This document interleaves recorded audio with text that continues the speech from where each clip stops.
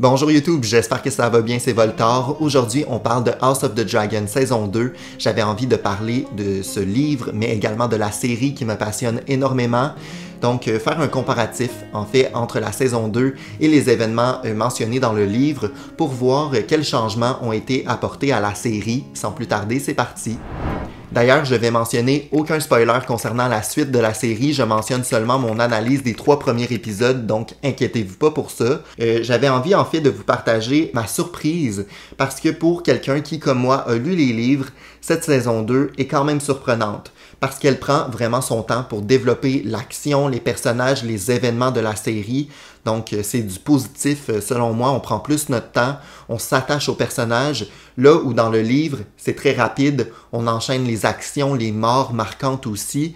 Donc, j'ai trouvé ça plutôt intéressant, le rythme de la série. Pour vous donner un exemple, la fin de la saison 1 se retrouve autour de la page 125, alors que les événements actuels, donc la fin de l'épisode 3, tournent autour de la page 138. Donc, finalement, ça représente une dizaine de pages, à la limite une quinzaine de pages.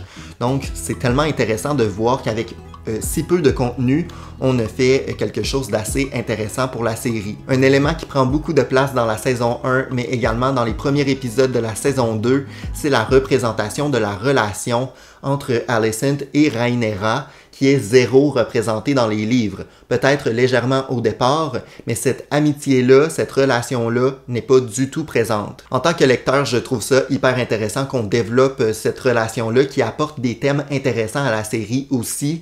Donc on a des ambiguïtés, on sent que ces deux-là ne sont pas d'accord avec la guerre. J'ai adoré cette notion-là qui n'est pas présente dans les livres et qui apporte tellement à la série. Cette relation-là est super intéressante à suivre, même à la fin là, de l'épisode 3 avec la scène dans l'église, l'échange que ces deux personnages-là ont est hyper prenant.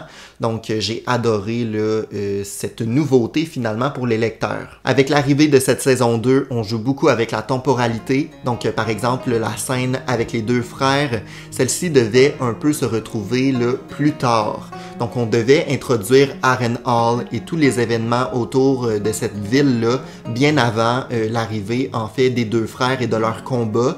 Donc j'ai trouvé ça plutôt intéressant que la série modifie un peu les actions principales afin de bien étendre à travers la saison des événements marquants et prenants. Donc chaque épisode a son lot d'actions. J'aurais donc pensé que Harrenhal aurait été introduit et tous les événements autour de ça bien avant, mais finalement on a changé quelques scènes et ça reste quand même très bien fait au niveau de l'épisode 3 qui m'a grandement marqué. Donc on se retrouve avec Daemon qui arrive dans le château un peu en ruine. Ce lieu-là fait très peur, on sent qu'il y a une ambiance particulière et j'ai adoré puisque cette ambiance-là, on la retrouve dans les livres aussi. Donc on dirait qu'il y a un aspect un peu mystique, un peu magique autour de ce lieu-là qu'on retrouvait également dans les livres Game of Thrones. Donc c'est quelque chose qui a été laissé un peu dans la série principale, l'aspect un peu magie, et là on retrouve ça dans House of the Dragon et j'apprécie beaucoup. Harrenhal en fait c'est un lieu qui a subi d'énormes pertes, beaucoup de morts, beaucoup de personnages qui ont perdu la vie sur le champ de bataille. C'est un lieu qui a brûlé maintes et maintes fois, donc c'est normal que ça soit un peu hanté, et là c'est hyper bien représenté. D'ailleurs on peut voir dans cet épisode un personnage interagir avec Daemon, qui est donc un personnage qui a des sortes de visions, tout comme la reine. Donc c'est plutôt intéressant de la voir arriver, j'avais très hâte. Elle a son importance, donc j'irai pas dans les spoils, mais c'est un personnage qui va être important pour la suite et qui va aussi évoluer. Donc j'ai très hâte qu'on découvre un peu plus ce personnage-là dans la série. Concernant l'introduction, il y a plein d'éléments plutôt intéressants concernant l'histoire des Targaryens qui est représentée dans cette nouvelle introduction de la saison 2 qui visuellement est différente de celle de la saison 1, mais par le principe, par l'histoire qu'elle projette, finalement c'est assez semblable. Donc regardons ensemble les événements cultes des Targaryens à travers cette intro. On débute avec les Valériens qui connectent avec les dragons grâce à la magie du sang. suivi de Daenerys, qui était la rêveuse, donc une ancêtre Targaryen qui avait des visions. C'est donc ce personnage-là qui a sauvé la famille Targaryen de la destruction de l'ancienne Valyria. Donc, c'est pour ça que les Targaryens sont les seuls survivants. Elle a prévenu sa famille et ceux-ci ont quitté.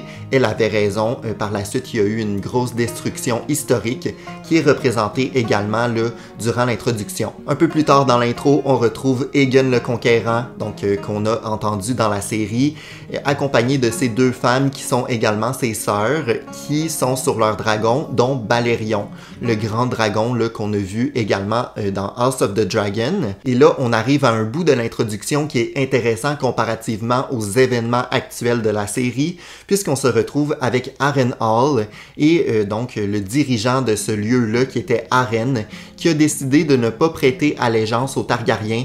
Donc les dragons ont tout brûlé pour un peu montrer qu'ils ne se laisseraient pas berner par des gens qui ne prêtent pas allégeance là, au drapeau des Targaryens.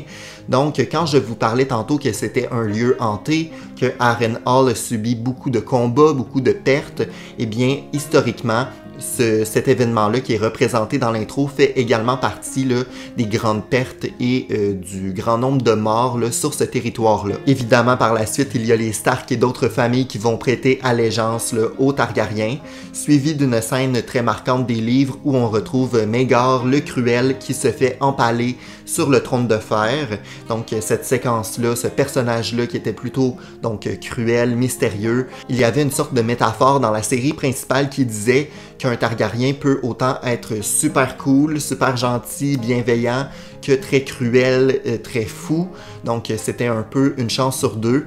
C'était le cas pour Maegor, qui était un personnage complètement là, déjanté là, dans les livres, et j'ai trouvé ça intéressant de le voir ici. Finalement, la fin de l'intro est représentative des événements marquants de la saison 1 de House of the Dragon, avec l'entrée d'Alicent avec sa robe verte, le couronnement de son fils, un peu la guerre aussi entre les verts et les noirs. La fin de l'introduction est représentée par une scène changeante et évolutive. Donc, à l'épisode 1, on se retrouvait avec la mort du fils de Rhaenyra qui était représenté sur la fresque, alors que là, à l'épisode 3, on parle plutôt là, de la mort du bébé, également la pendaison là, de certains personnages qu'on a vus à travers la saison. Donc c'est plutôt intéressant de voir l'évolution à travers les épisodes et voir les changements là, apportés à l'introduction. Il y a également un comparatif intéressant que je peux faire concernant le livre et la série, c'est que le livre est imagé. Donc, à chaque événement marquant, il y a une image qui représente là, les événements de la série. Donc, par exemple, là, la tempête avec la mort du fils de Rhaenyra à la fin de la saison 1. Donc, ça nous permet un peu de nous imager les événements et je trouve que c'est hyper bien fait. Donc, la série s'est vraiment inspirée des images pour former là, les scènes marquantes. J'adore vraiment le fait qu'on se fie au livre pour former la série, là où Game of Thrones s'est un peu perdu vers la fin par manque de contenu littéraire.